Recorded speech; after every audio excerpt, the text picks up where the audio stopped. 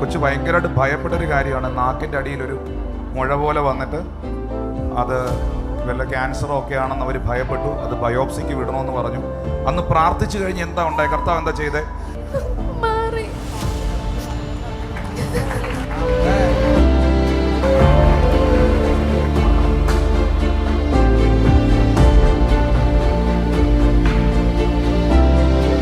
ഈ മകളുടെ നാവിലൊരു ചെറിയൊരു സിസ്റ്റ് പോലെ വന്നു. അതിനുശേഷം ഡോക്ടേഴ്സ് കണ്ടിട്ട് പറഞ്ഞു അത് ബയോപ്സി എടുത്ത് മാറ്റണമെന്ന് പറഞ്ഞു. പക്ഷേ ഭയങ്കര ഭാരപ്പെട്ടു. അതെന്തായി?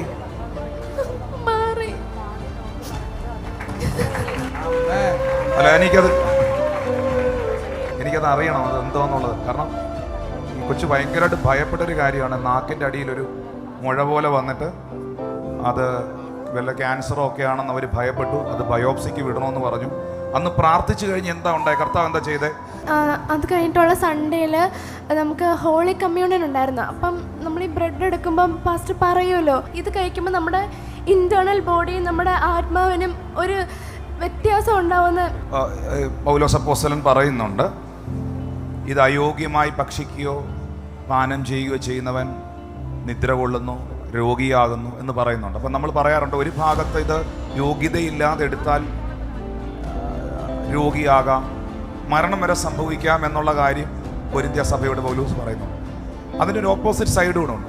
ഇത് യോഗ്യതയോടെ എടുത്താൽ, ഇത് വിശ്വാസത്തോടെ എടുത്താൽ, ഇത് പ്രാർത്ഥനയോടെ എടുത്താൽ അതിനകത്ത് സൗഖ്യമുണ്ടാകും.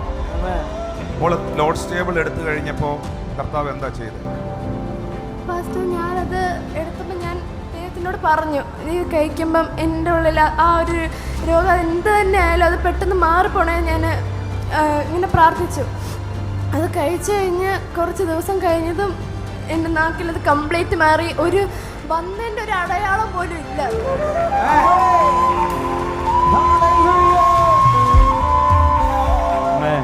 ഒരു ട്രീറ്റ്മെൻറ്റും ഇല്ലാതെ ഇത് മാറി. ആ നാക്കിൻ്റെ അടിയിലെ മുഴ പോയി. പാടുപോലും ഇല്ല. ഒരു പാടുപോലും ഇല്ല.